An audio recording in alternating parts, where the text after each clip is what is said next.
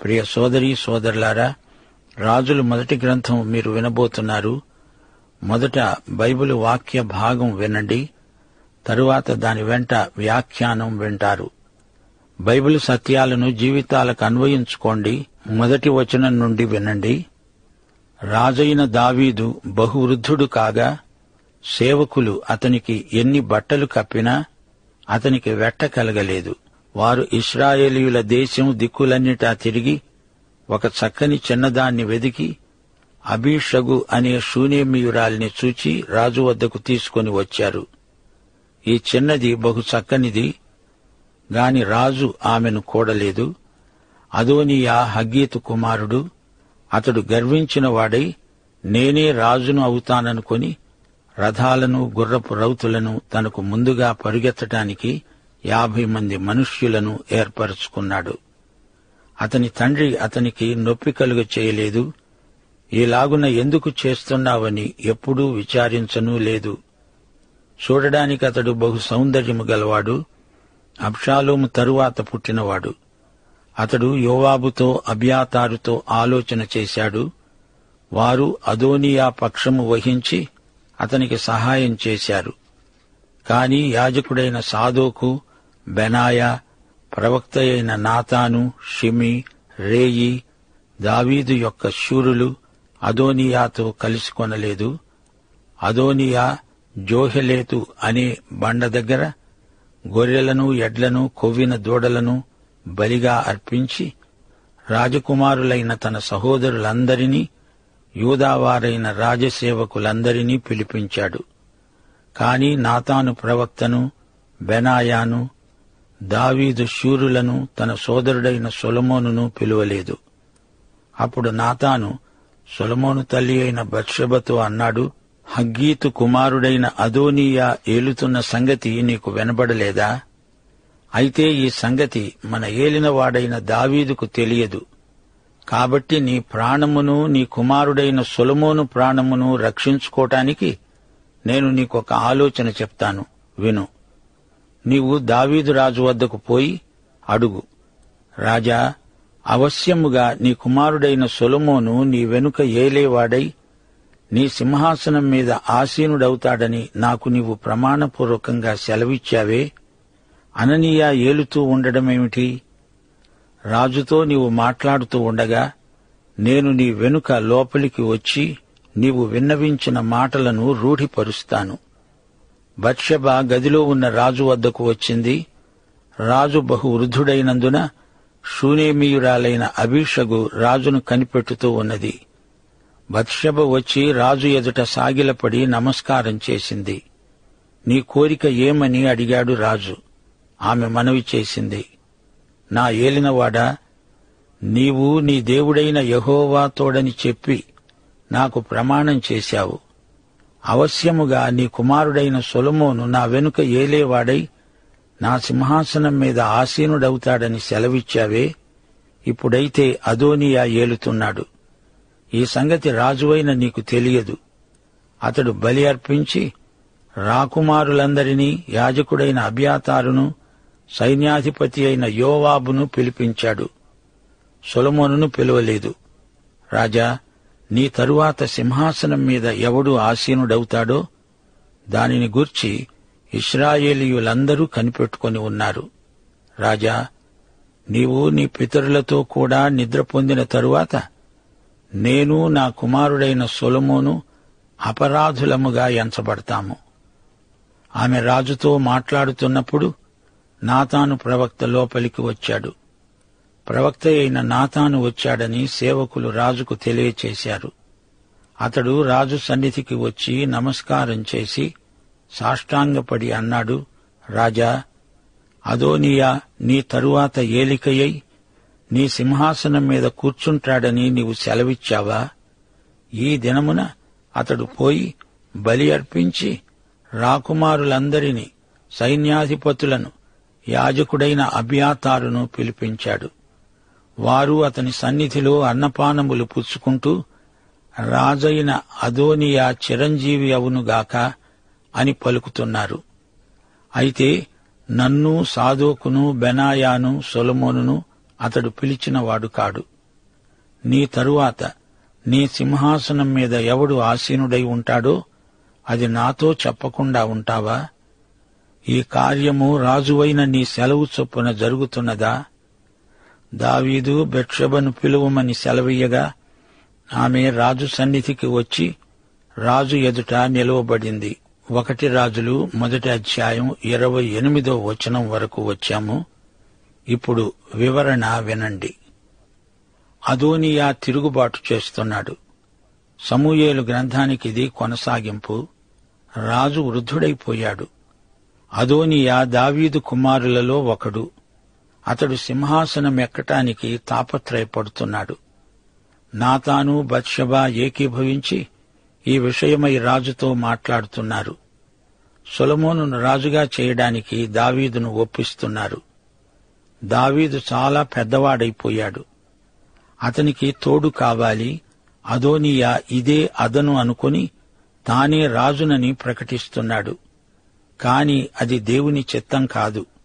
కుట్రలు, రాజకీయాలు కొనసాగుతున్నాయి. ఇంతకు అదోనీయా ఎవరు? ఇతడు దావీదుకు పుట్టిన 4వ కుమారుడు. హెబ్రోనులో ఉండగా పుట్టాడు. ఇతని తల్లి పేరు హగ్గీతు. ఈ పేరుకు అర్థం పండుగ. హగ్గీతు దావీదు భార్యల్లో ఒకతే. అదోనీయా తనను తాను హెచ్చించుకుంటున్నాడు. ఇలాంటి వారిని గురించి లూకాసు వార్త 14వ అధ్యాయం 11వ వచనం ఏమంటుందో వినండి. తనను తాను హెచ్చించుకునే ప్రతివాడు తగ్గించబడతాడు. తనను తానే తగ్గించుకునేవాడు హెచ్చించబడతాడు. అదోనీయా విషయంలో ఇదే జరిగింది. ఇతడు చాలా గర్విష్టి, అతిశయంతో విర్రవీగుతాడు. ఇతనిలో అబ్షాలోము లక్షణాలున్నాయి. అబ్షాలోములాగే ఇతడు కూడా తిరుగుబాటు లేవతీయటంలో ఆరితేరినవాడు. దావీదు తన పిల్లలను క్రమశిక్షణలో పెట్టలేదు. దావీదు కుటుంబ జీవితం అంతఃకలహాలతో నిండిపోయింది. అదోనీయా ఈ పరిస్థితులను ఆసరాగా తీసుకుని రెచ్చిపోయాడు. దావీదు అదోనీయాను ఎన్నడూ గద్దించలేదు. అతడు చేసే అల్లరి చూచి చిరునవ్వు నవ్వి ఊరుకునేవాడు. ఇప్పుడు అదోనీయా ఏకు మేకయ్యాడు, కొరకరాని కొయ్యగా తయారయ్యాడు. యోవాబు ఎన్నో సంవత్సరాలుగా దావీదు కొలువులో ఉండి సేవ చేశాడు. ఇప్పుడు యోవాబు అదోనీయా పక్షాన చేరాడు. దావీదు వృద్ధుడైపోయాడు. కొద్ది రోజుల్లోనే చనిపోతాడు. అందుచేత యోవాబు కాబోయే రాజని చెప్పి అదోనీయా ప్రక్కన చేరాడు. యోవాబు దావీదుకు ఎంతో విశ్వాసపాత్రుడు. కాని యోవాబుకు సొలొమోను మీద కంటే అదోనీయా మీద అభిమానమెక్కువ. దావీదు అబ్షాలోమును తన వారసునిగా ఊహించాడు. ఇప్పుడు అదోనీయా సింహాసనం ఎక్కటానికి ప్రయాసపడుతున్నాడు. అదోనీయా అచ్చం అబ్షాలోము లాంటివాడే. అదోనీయా విందు చేస్తున్నాడు. అందరికీ భోజనాలు పెడుతున్నాడు. ఈ విధంగా అందరినీ తన వైపు త్రిప్పుకోవడానికి ప్రయత్నిస్తున్నాడు. తానే రాజునని ప్రకటిస్తున్నాడు. అదోనీయాలో పదవీ కాంక్ష పరవళ్లు తొక్కుతున్నది. అదోనీయా సొలొమోను కంటే పెద్దవాడు. అందుచేత తనకే రాజ్యాధికారానికి హక్కు ఉన్నది అనుకుంటున్నాడు. అబ్షాలోము ఎలాగూ లేడు. ఇక తనదే రాజ్యం. రాకుమారులకు ఆహ్వానం పంపాడు. కాని సొలొమోనును మాత్రం తప్పించాడు. అదోనీయాకు తెలుసు నాతాను ప్రవక్త బత్షెబ పక్షాన ఉన్నాడు. దావీదు చేసిన పాపం విషయంలో అతణ్ణి పశ్చాత్తాపానికి నడిపించిన ప్రవక్త నాతాను. బత్షెబ ఎవరు? సొలొమోను తల్లి. అదోనీయా చేస్తున్నది దావీదుకు బొత్తిగా తెలియదు. తండ్రి వెనుక ఈ కార్యక్రమమంతా తలపెట్టాడు అదోనీయా. నాతాను బత్షెబకు కర్తవ్యం ఉపదేశించాడు. దావీదు అంతకు ముందే ఎప్పుడో బత్షెబకు వాగ్దానం చేశాడు. బత్షెబకు పుట్టిన మొదటి కొడుకు చనిపోయాడు. ఆ తరువాత సొలొమోను పుట్టాడు. నీ కడుపున పుట్టిన సొలొమోనే నాకు వారసుడు, అతడే నా సింహాసనమెక్కుతాడు అని దావీదు బత్షెబకు మాట ఇచ్చాడు. అయితే ఈ సంగతి దావీదు పట్టించుకోవటం లేదు. అదోనీయా రెచ్చిపోతున్నాడు.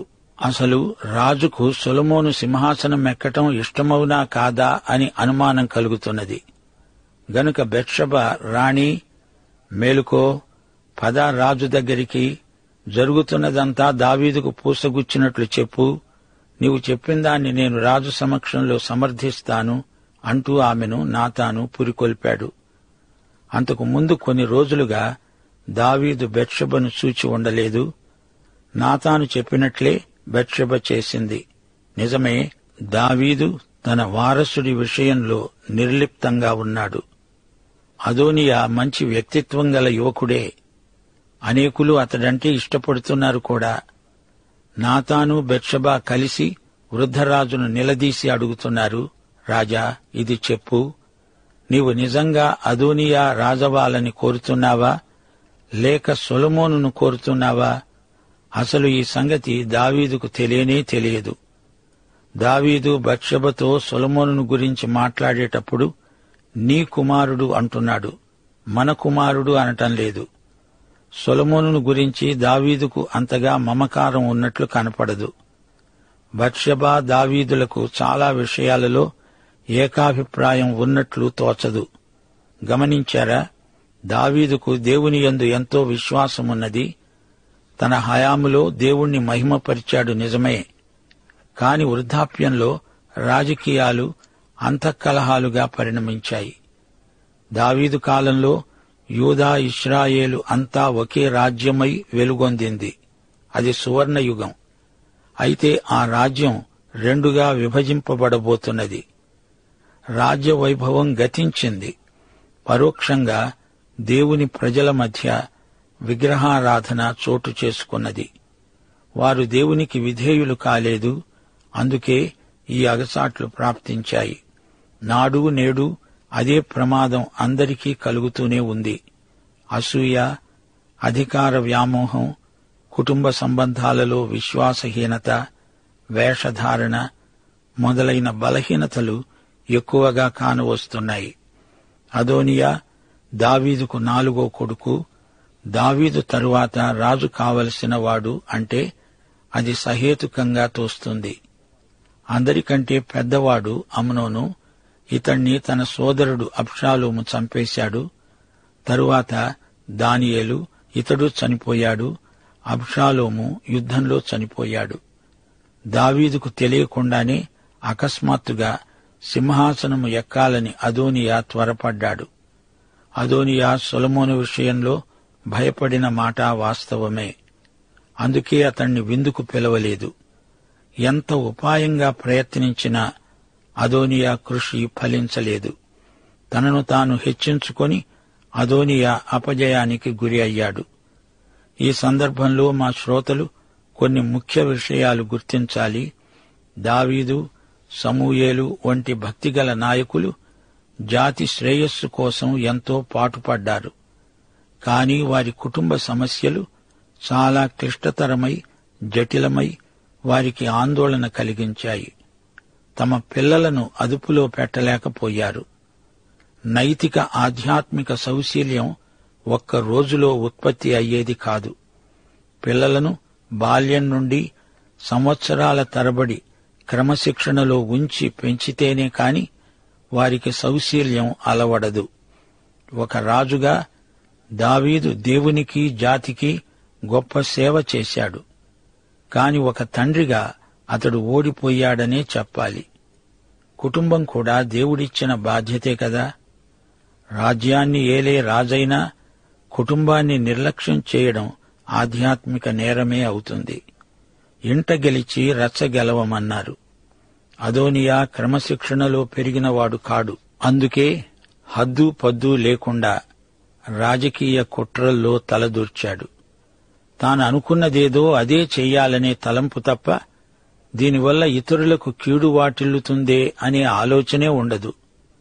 ఇది దేవుని చిత్తమవునా కాదా అనే వివేచన కూడా అతనికి లేదు.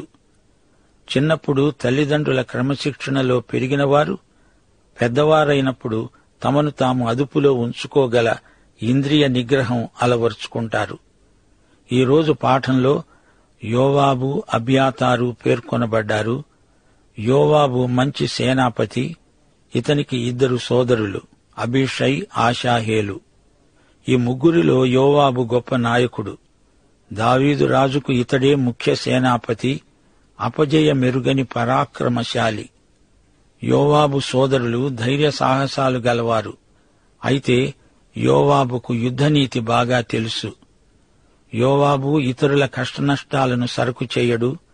తన పథకం నెరవేర్చుకునేందుకు సామధాన భేద దండోపాయాలు ఏవైనా ప్రయోగిస్తాడు. అప్పుడప్పుడు సిగ్గుమాలిన పనులు కూడా చేశాడు. అబ్నేరును ఓడించాడు. అబ్షాలోముకు దావీదుకు మధ్య సఖ్యం చేకూర్చాడు. అబ్నేరును, అమాశాను, అబ్షాలోమును హత్య చేసిన ఘటికుడు. ఊరియా హత్యలో ఇతనికి భాగముంది. ఇప్పుడు అదోనియాతో కలిసి సొలొమోనుకు వ్యతిరేకంగా కుట్ర పన్నుతున్నాడు. దానితోనే హతుడయ్యాడు. యోవాబు దేవుడు లేకుండా గొప్పవాడయ్యాడు. అలాగే అంతరించిపోయాడు. స్వార్థ కేంద్రితమైన మనస్తత్వం గలవాడు యోవాబు. ఒకసారి దావీదుకు సలహా ఇస్తూ, జనాభా లెక్కల సేకరణ నీకు అనవసరం, దేవుడు నీకు తోడై ఉన్నాడు అంటూ దేవుని పేరెత్తాడు గాని ఆ మాట తన క్షేమాన్ని కోరి చెప్పిందే, భక్తిభావంతో చెప్పింది కాదు. అతడు దేవుని నడుపుదలను ఎన్నడూ అర్థించినవాడు కాడు. ప్రభువు చెప్పాడు, కత్తిపూనినవాడు కత్తితోనే నాశనమవుతాడు. దౌర్జన్యపరుడు దాంతోనే అంతరించిపోతాడు. యోవాబు సెరూయా కుమారుడు. ఇక అబ్యాతారు విషయం. అబ్యాతారు ప్రధాన యాజకుడు. దావీదుతో వెళ్లిపోయాడు. ఆ తరువాత సౌలు యాజకత్వ పరిచర్యను పాడుబెట్టాడు. తిరిగి దావీదు రాజయ్యాక అబ్యాతారు ప్రధాన యాజకుడుగా నియమించబడ్డాడు. దావీదు పరిపాలనా కాలమంతా అబ్యాతారే ప్రధాన యాజకుడై సేవ చేశాడు. సరే, ఇప్పుడు అదోనియా పక్షాన ఉన్నవారి పేర్లు చెబుతాము, జ్ఞాపకముంచుకోండి. యోవాబు, అబ్యాతారు, అతని కుమారుడైన యోనాతాను, వీరుగాక రథికులు, రథం వెంట పరిగెత్తే పాదచారులు. దావీదు పక్షాన నిలిచిపోయిన వారు సాదోకు, బెనాయా, నాతాను ప్రవక్త, షిమై. ఇతడు దావీదును దూషించినవాడు కాడు, మరొకడు రేయి. ఈ పేరుకు అర్థం స్నేహితుడు. వీరుగాక అనేక మంది సైనికోద్యోగులు దావీదు పక్షాన ఉండిపోయారు. శ్రోతలు గమనించండి, ఉత్తరాది ఇశ్రాయేలు, దక్షిణాది యూదా రాజ్యాలు అన్నాం గదా. ఈ రెండు రాజ్యాలలో వారినందరినీ కలిపి యూదులు అంటాము. యూదా గోత్రం నుండి మెస్సియా వచ్చాడు. గాని యూదులు అనే మాట అందరికీ, అన్ని గోత్రాల నుండి వచ్చిన వారికి వర్తిస్తుంది. సోదరీ సోదరులారా, వచ్చే పాఠంలో సొలొమోను పట్టాభిషేకం, అదే సమయంలో తిరుగుబాటుదారు అదోనియా కృత్రిమ పట్టాభిషేకం వినబోతారు. 1 రాజులు 1 అధ్యాయం 29వ వచనం నుండి చదువుకొని సిద్ధంగా ఉండండి. అంతవరకు దైవాశీస్సులు. తొట్టిల్లకుండా మిమ్మును కాపాడడానికి, తన మహిమ ఎదుట ఆనందముతో మిమ్ములను నిర్దోషులనుగా నిలువబెట్టడానికి శక్తిగల మన రక్షకుడైన అద్వితీయ దేవునికి, మన ప్రభువైన యేసుక్రీస్తు ద్వారా మహిమ, మాహాత్మ్యము, ఆధిపత్యము, అధికారము యుగములకు పూర్వము, ఇప్పుడు సర్వయుగములకు కలుగునుగాక. ఆమేన్.